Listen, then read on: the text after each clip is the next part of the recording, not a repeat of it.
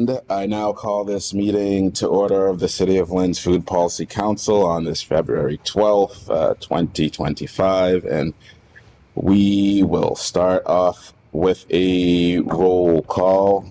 Greater Lynn Senior Services, Leo. Creative Collective, Present. Salvation Army, Catholic Charities, Present. Marcus Family YMCA, Lynn Community Health Center, not present. The Food Project, not present. My Brother's Table representative is here. New Lynn Coalition, not present. And that completes our roll call. We have enough for a quorum. All right, now there's some actually old business that I'd like to check in with y'all about. So can I have a motion to open old business? Second. All right, seconded. Roll call. Greater Lynn Senior Services, Leo, Creative Collective, Yep. Salvation Army, Yes. Catholic Charities, YMCA, Chair, yes. All right, old business is open. SOP on spending, still working on that, but we have to keep in mind that Greater Lynn Senior Services still has about 11K of our funds that we need to spend, and I think that we slightly checked in about this last time.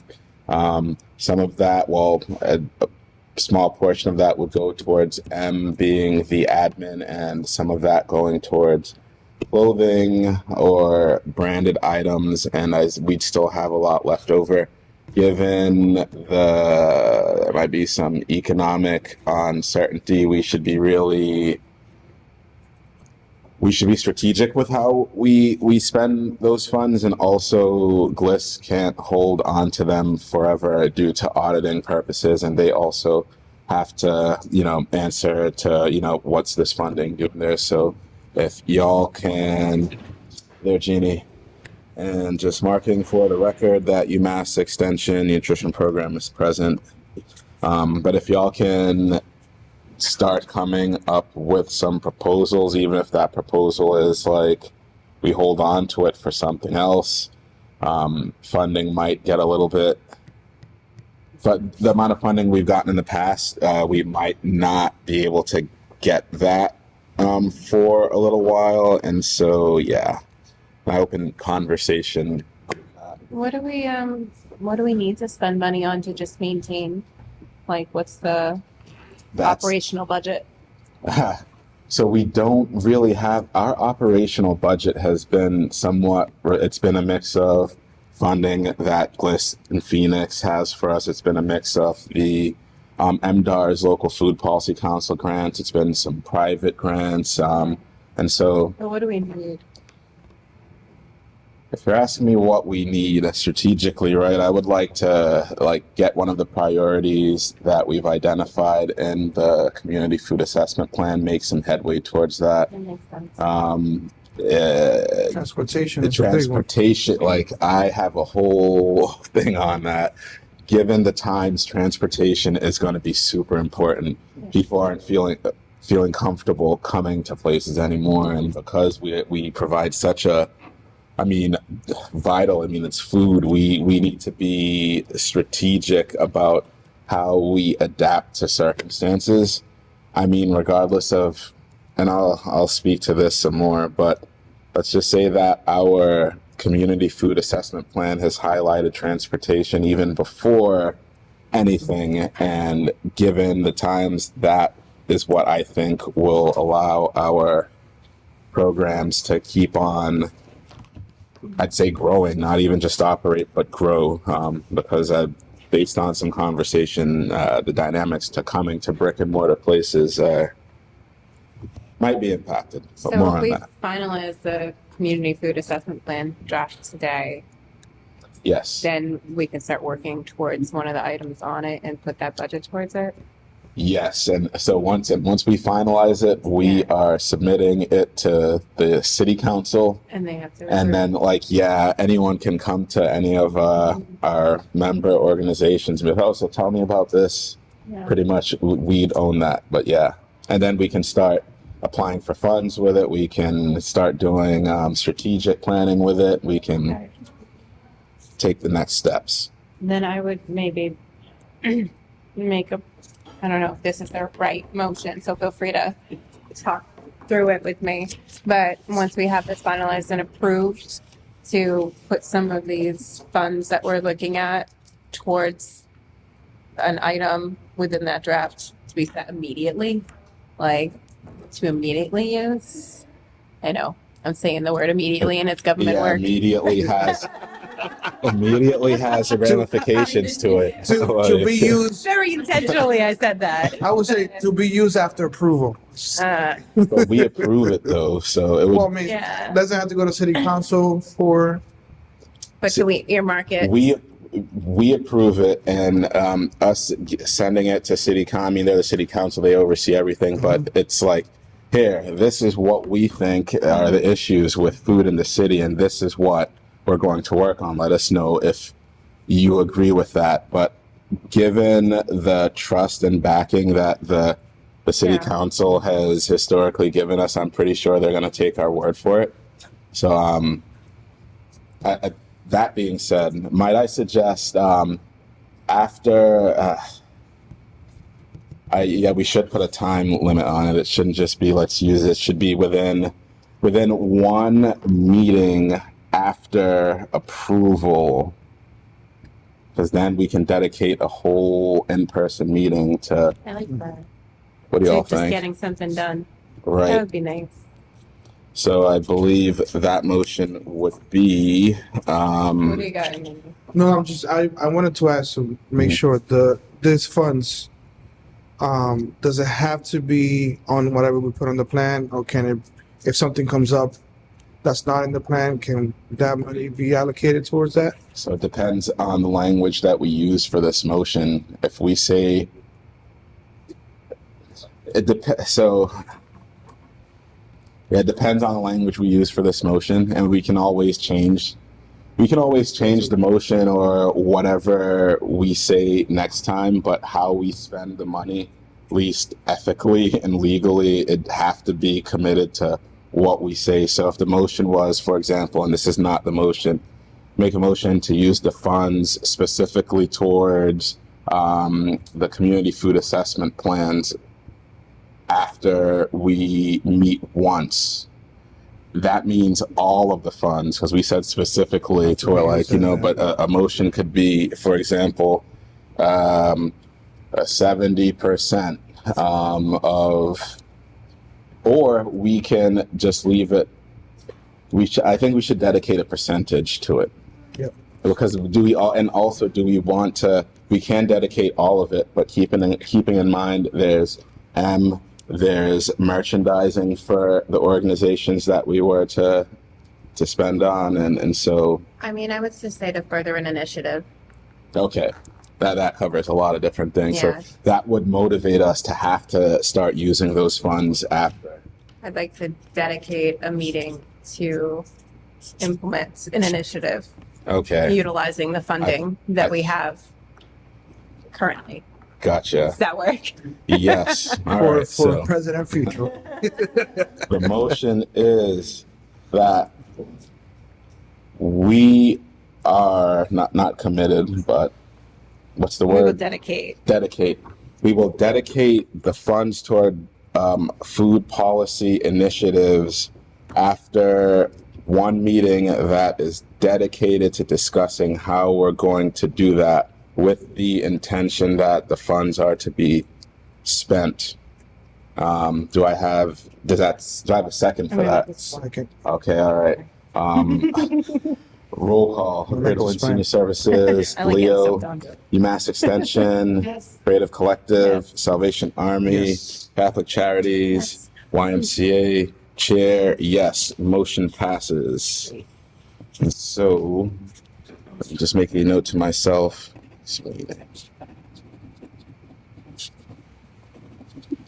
Discuss. Hello, you came just at the perfect time. We just had a really long motion. I'll check in with you after. The basis of it is we are going to have a meeting, probably the next Food Policy Council meeting. At that meeting, we're going to discuss how we're going to spend the funds that GLIS is housing for us. And after that meeting, we are compelled, because we've dedicated it to a food policy. We use language pretty much to compel our spending of it, but it's recorded. You take amazing notes anyways. So it's a continuation of finding a financial institution that will have those funds separated? Nope. So this is the funds that GLIS has. We also discussed that, but this is another money issue. So pretty much we've been sitting on some funds that need to be used, and we just took a vote that compels our spending of that towards Food Policy Council initiatives. Okay. All right. Within one meeting. So after that meeting, we can't just sit on it. Like, we have to start taking steps towards spending on it. Yep. All right. Excellent.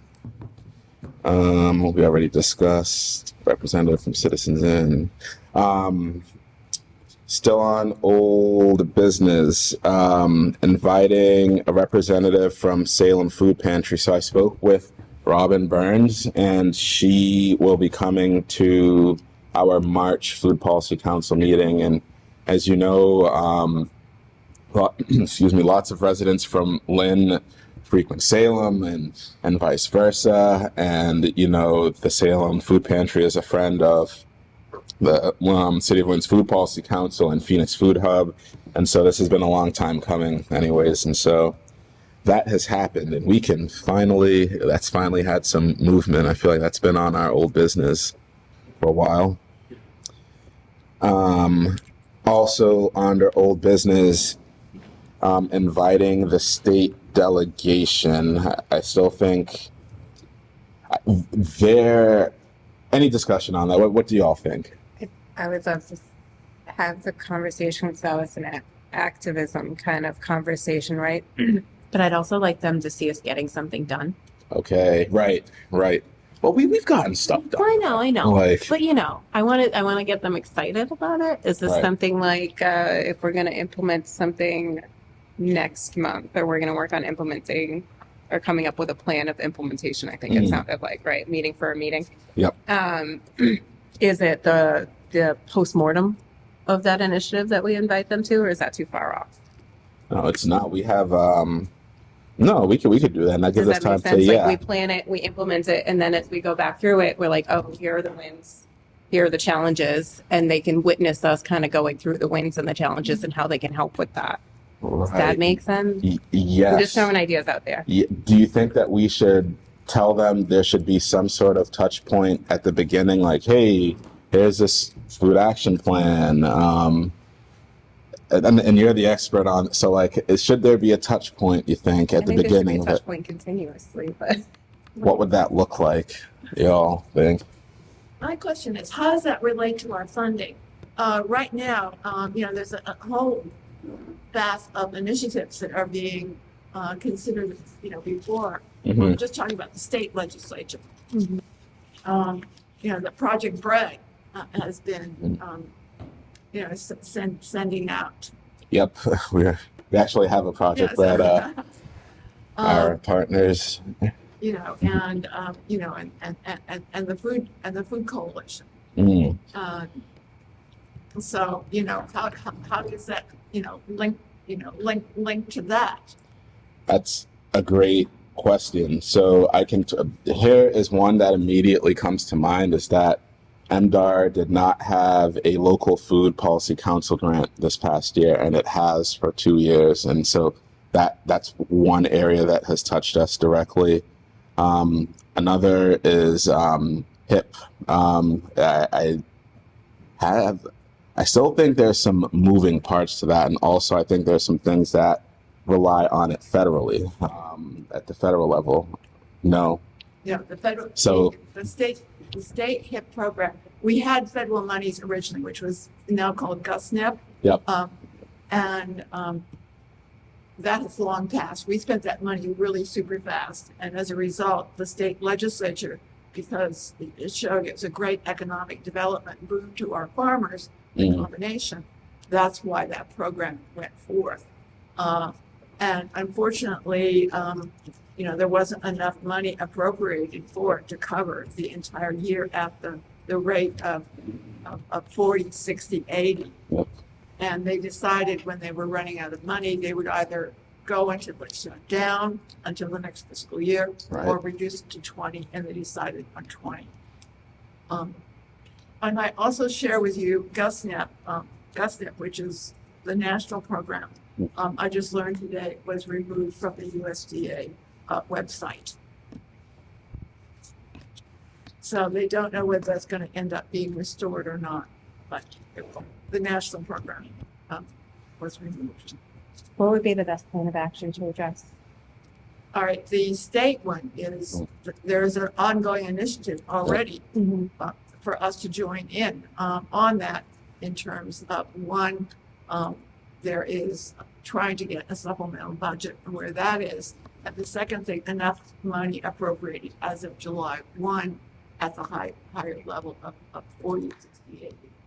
And how do we affect that change? Partner with the other people who are already advocating for it.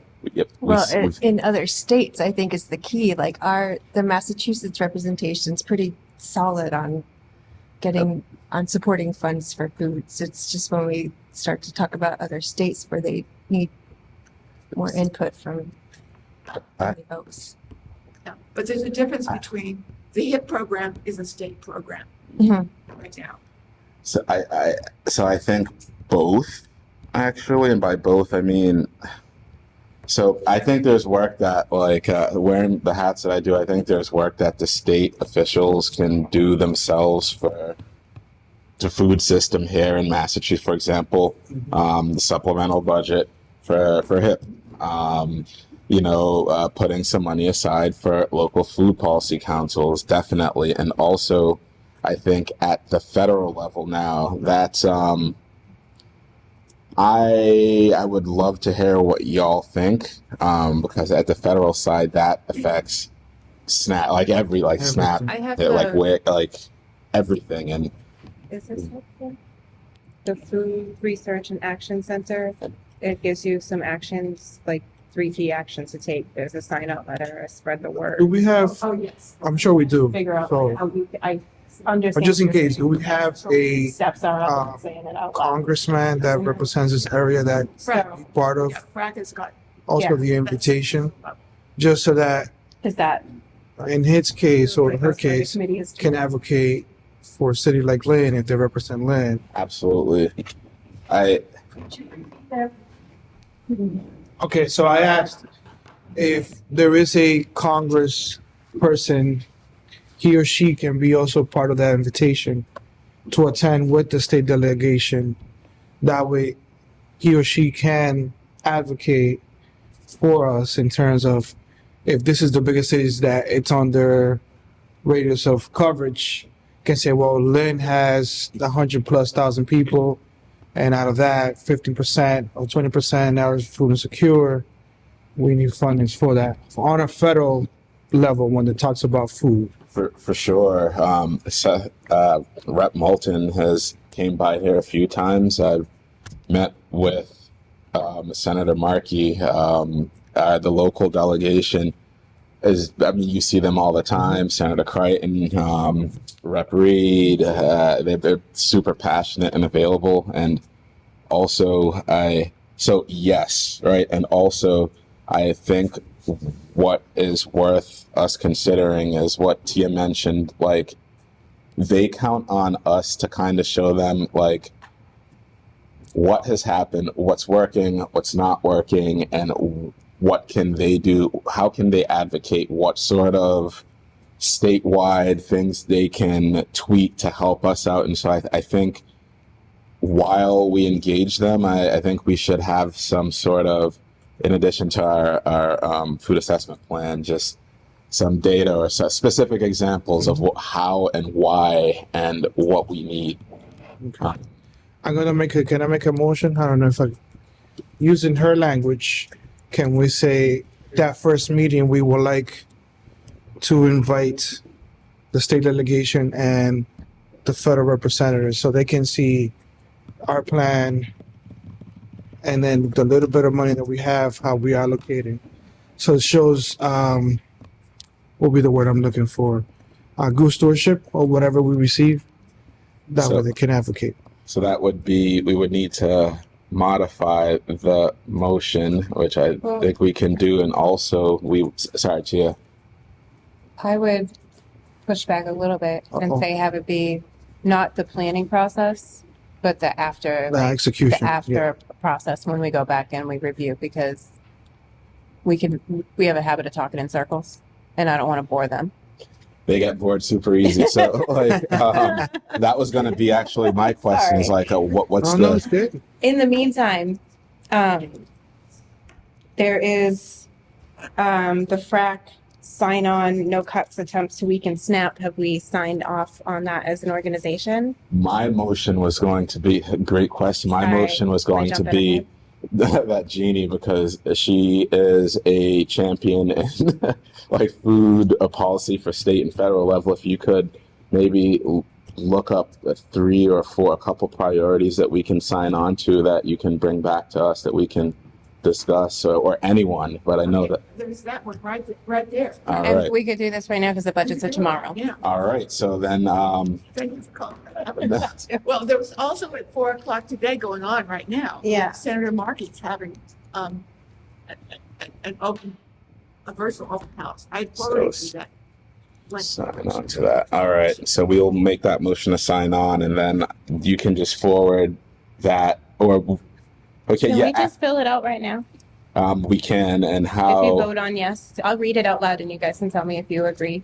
Okay, That cool. work. You let me know when we get to that part because I think it's part D in the agenda. All right. And Sorry. Project Bread, Adriana. Yeah, I was just gonna ask, is it part of the action plan for you guys to prioritize all of the findings and recommendations? Because the reason I'm asking, like, I would suggest when you're ready to present for your state rep and legislators to really prioritize, don't come with everything, and then attach data to it, because the attention span is short. Yeah. And also on the FRAC subject, FRAC has a conference coming May, and the last day of the conference is usually a lobby day that you go with the Massachusetts delegation. Oh, I like that. And maybe you guys could look into, going and attending and being part of the delegation. The delegation usually meets days before the lobby day to kind of, every community present says, okay, this is what we see in our community, what do we want to bring, and who is seeing who? Mm-hmm. And we all go to the Capitol and we kind of like go to different offices. And Yeah, lobby day, bring- pretty Yeah, much. Yeah, Yeah. lobby day. Yeah, Yeah. we do the lobby day. Yeah. I think that's a great idea. Could you send us some more information Yes. on that, please? All right. So actually, I think one of you two should make the motion. We got this. I make a motion, actually, should I read this before I make the motion to sign it? Yep. I'm gonna read this as loud as I can. Bear with me, I'm getting over a cold. Okay, and I'm gonna stand up like we're in class. Sign on letter, no cuts or attempts to weaken SNAP. Sign your organization onto this letter urging Congress to protect and strengthen SNAP. And the vote is tomorrow for the budget.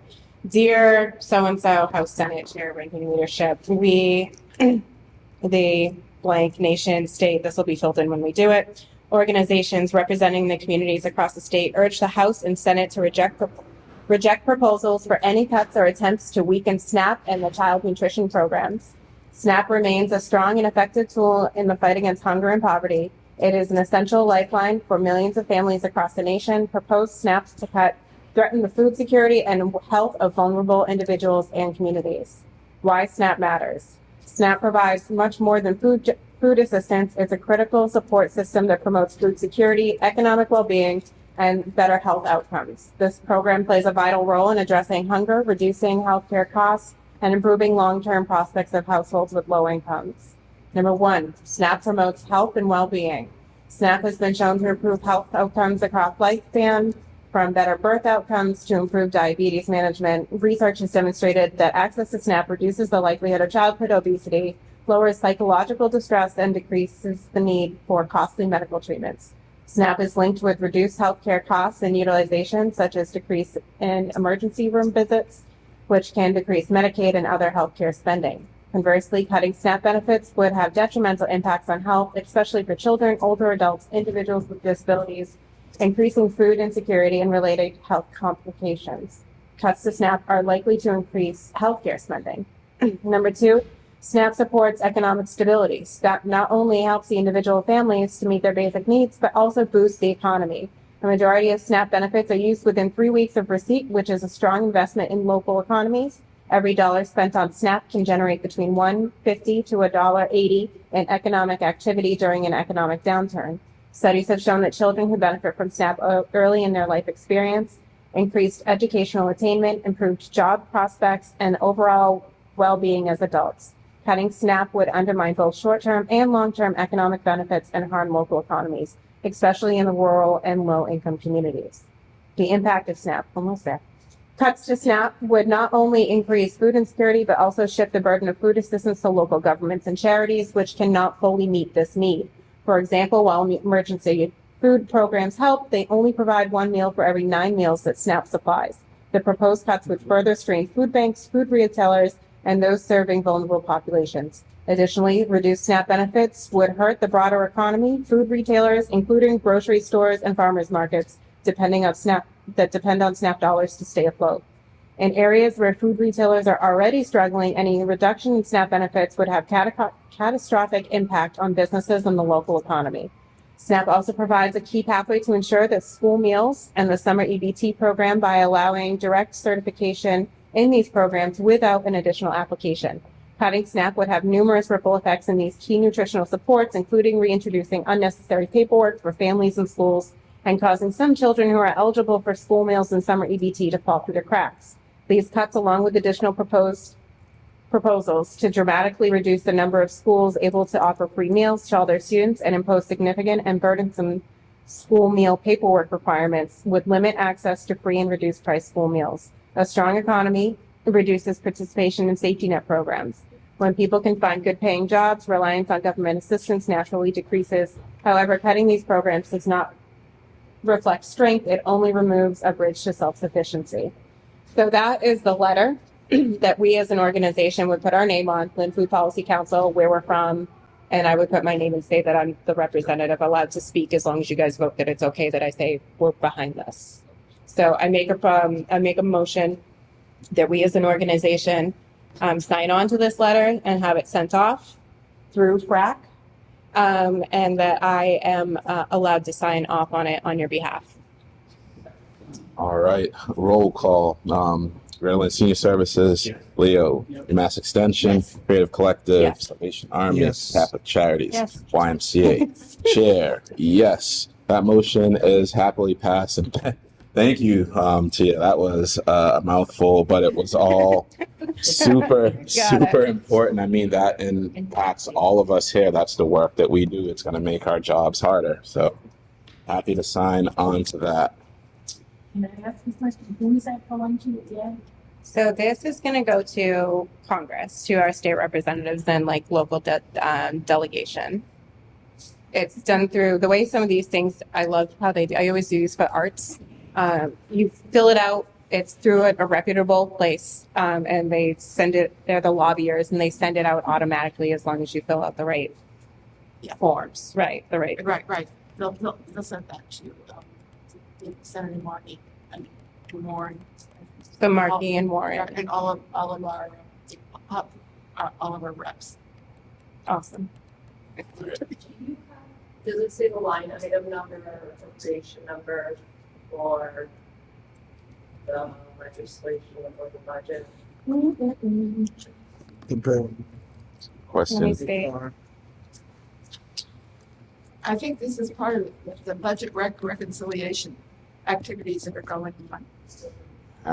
I can probably get that. Give me just a second. I gotta get out of what I was in. Says budget reconciliation in the Farm Bill. So I don't think there's a specific bill number or any specific proposed cuts, but tomorrow the House is marking up their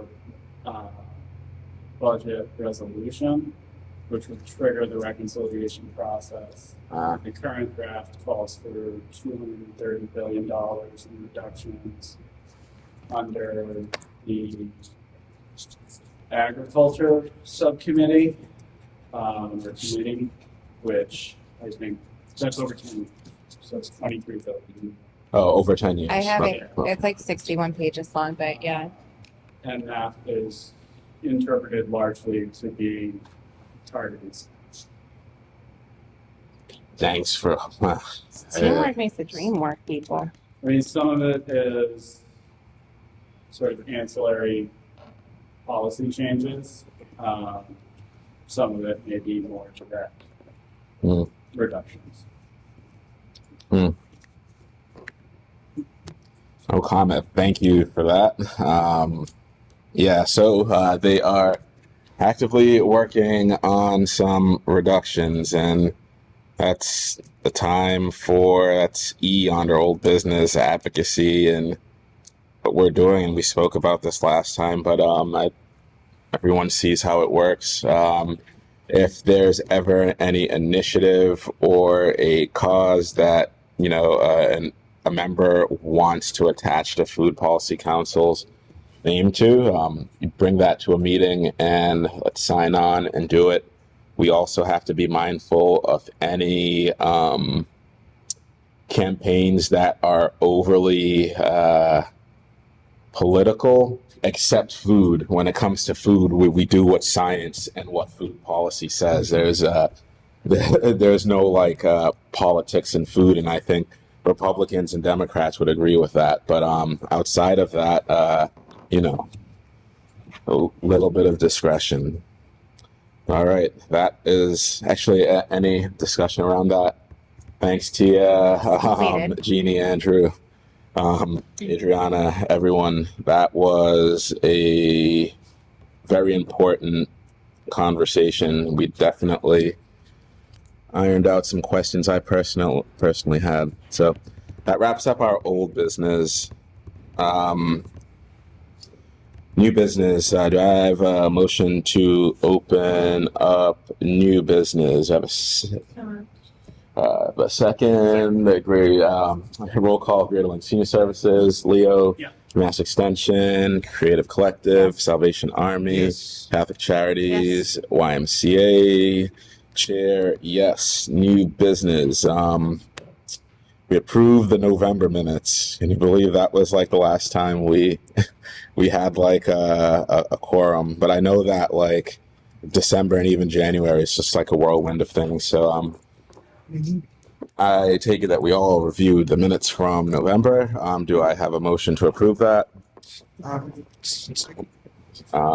Yeah, make a motion. I make a motion to approve the minute. Seconded. All right. Roll call on that. Greater I Lynn thought he was Senior making a motion. Services. He's not Leo, allowed.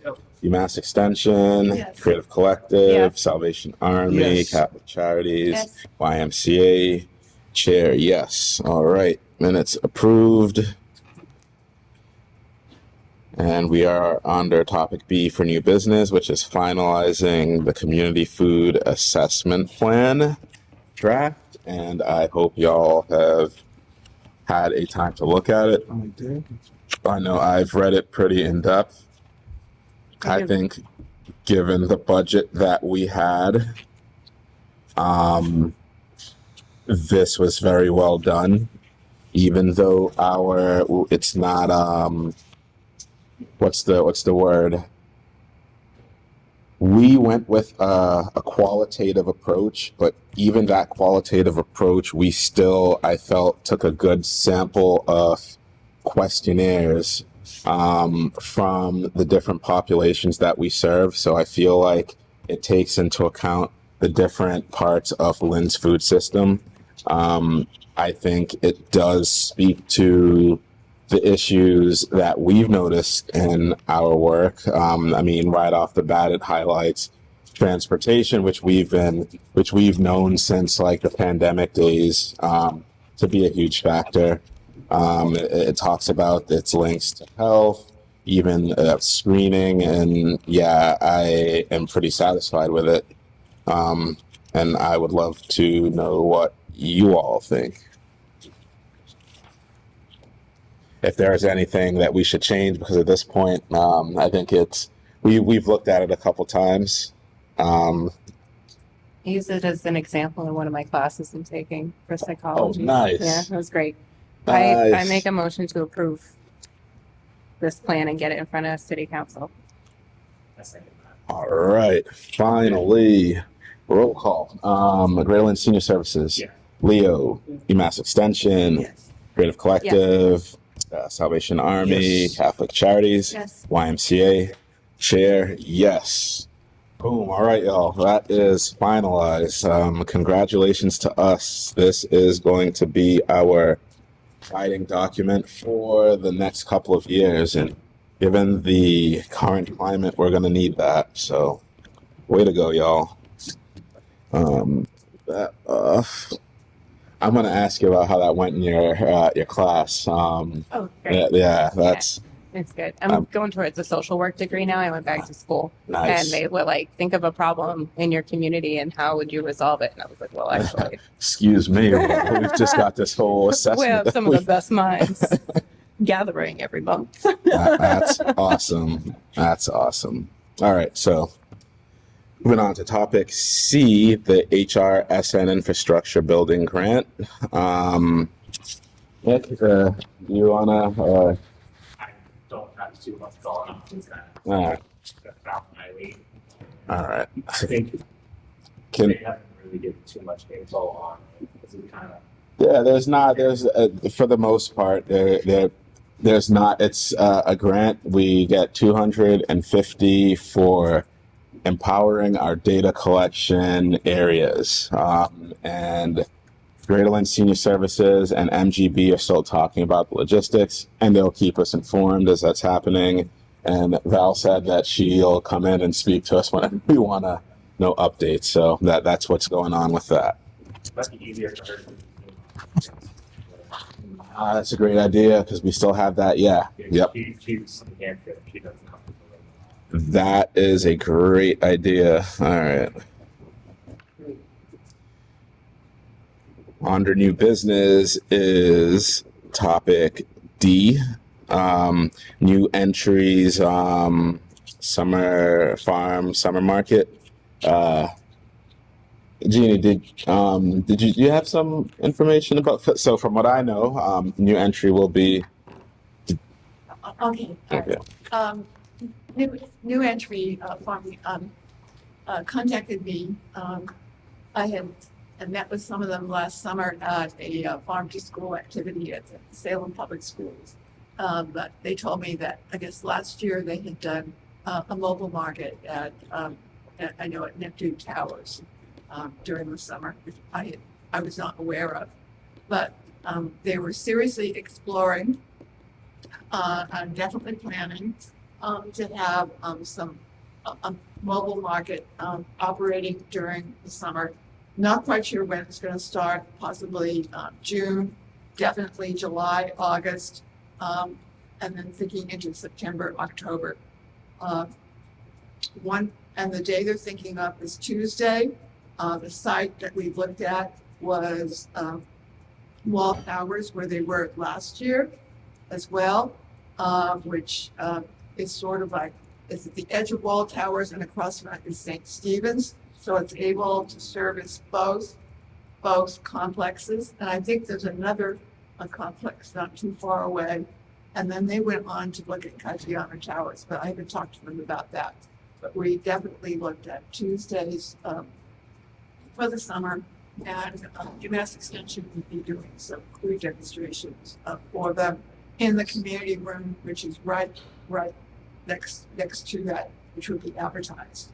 And one of the reasons I wanted a room is because if you just set up a table, people just come by and take a sample. But if you want people to really watch how you put together a recipe, you've got particularly people with disabilities or can't stand very long. They need a place to sit down. So. So that would be more in the later morning, early afternoon, and from there they would then go to Neptune Towers. And they have been in contact with the food project, which is in agreement. It's my understanding the food project is going to be doing the summer farmers market on the commons, like they have been.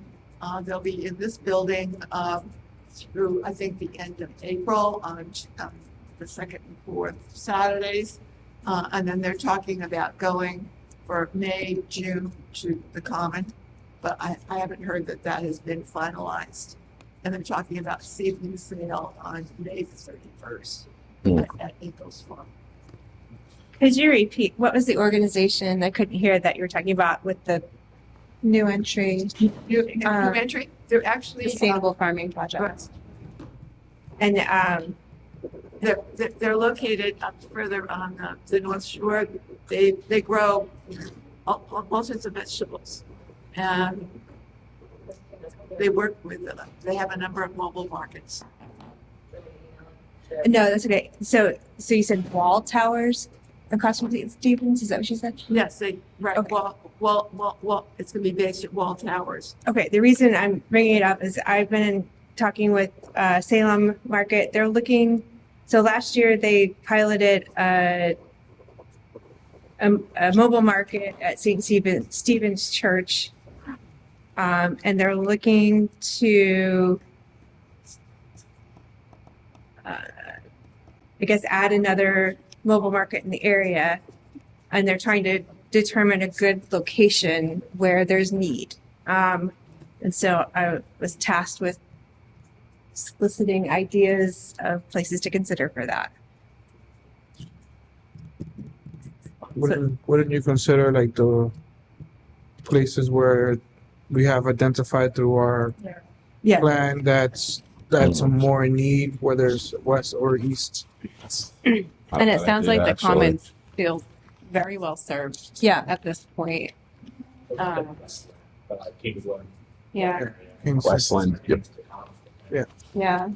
and Kingsland, and you know who should know is the food project, right, Janie? Haven't they been collecting data around where the best mobile market would be, and or And, just and it's very, they have some data, but I'm not quite sure so at this point. One of the areas that maybe needs it a lot is hiring. Mm. You know, I mean, that's, Yeah. I mean, maybe people could make their way down to Common and the other area, but the Highlands are in Rebecca. Okay. All right. Helpful. Thank you. Ford School has always been a great partner when it comes to food insecurity. yep, that's where I got my start, was at the Ford too. Garden. I make a motion to ask the food project to bring their mobile market data, and also to look at areas or partners in the Highlands where we can partner with. Oh, I think the city council, I'm just throwing this out there so that we can think about it. I think Obed had restarted like the Highland Coalition and tried Did to he? put a garden up there. That Yeah, I haven't seen yeah, it over yeah. at Cook Street. So I don't know if the Highland Coalition is still called the Highland Coalition or if it's something else. There had been that had been a really thriving Yeah. Yeah. garden at Cook Street. Yeah, so- A community garden, yes. That might be a great place for and farmers. there, New Lynn Coalition would know this. Yeah, okay, a couple different. So, I make a motion to invite Counselor Matul, that's Obed, to come talk with us about the potential partners in the Highlands, or not potential, but potential areas that we can partner with in the Highlands, that the food project brings what data they have on mobile markets and what they were planning in terms of areas served. I believe that was it. What was it? Nope, there wasn't a third piece to that motion, was there? Nope, I believe that's it. Do I have a second for that? Second. All right, roll call. Greater Lynn Senior Services, Leo, UMass Extension, Creative Collective, Salvation Army, Yes. Catholic Charities, YMCA, Chair, yes. All right. Awesome. As always, thank you. Okay. Great conversation. Now we are on to topic E and the last one, which is voting representatives. And that's just to make it easier on everyone. So based on the conversations that I've had, and the basis for this is making it easier for quorums to happen and for official business to happen, even if the leaders of organizations aren't available to make these meetings. City Hall, and City Hall being, I've spoken with the clerk, and I am going to speak with Jim Lamana, the city attorney, but they are hesitant for proxy votes. They say, and I can see, they say it opens up the door for lots of different things. That being said, I'm not sure if it's like just frowned upon or it's, it goes against the charter. Based on the fact that we have worked together for years, I back everyone here, and I know that if there is an option to do that, we would use it correctly. So the plan for me is to see if we can go forward with that. They did also offer Zoom as an option, but again, we can also look at that, and that might look like if we know there is an in-person that there's not going to be many people at, and Zoom would maybe someone could offer the Zoom trump card or the Zoom alternate card, call it that. We may have more public engagement if we have hybrid meetings. What was that? We'd be able to open the door for public engagement if we had hybrid meetings. Hybrid. I like that, because I think when we're just on Zoom, it gets folks into bad habits, and it including myself, because we're all on Zoom, right? And I feel like there is a level of engagement that happens in person, and also I know that with Zoom, you can, a Lynn resident could be at work, they couldn't, not be in the state, and they could still attend like our meetings, and so maybe that is something to. I make a motion to see if we can remove any barriers to access to the Food Policy Council meetings. Being that maybe possibly virtually Zoom, hybrid meetings, or assigned voting representatives. That helps. Yes, that does. Does that cover it all? Yeah, that does cover it all. I make the motion. So the motion was to remove barriers for the public to attend our meetings, whether that be, usage of hybrid meetings, whether that be what have you. Barriers of access for all the organizations and anyone who wishes to attend this meeting. That's it. That's super broad. That's and also gives a mandate. And we have a second from Nick, Greater Lynn Senior Services. All right, roll call on that. Greater Lynn Senior Services, Leo, UMass Extension, Creative Collective, Salvation Army, Catholic Charities, YMCA, and the chair, yes. All right, that motion is passed. Excellent. I think we can even start hybrid meetings as soon as now. All we need is like a laptop or something. Right. I mean, he doesn't have a camera. We just have to add a camera. But we could easily. All right.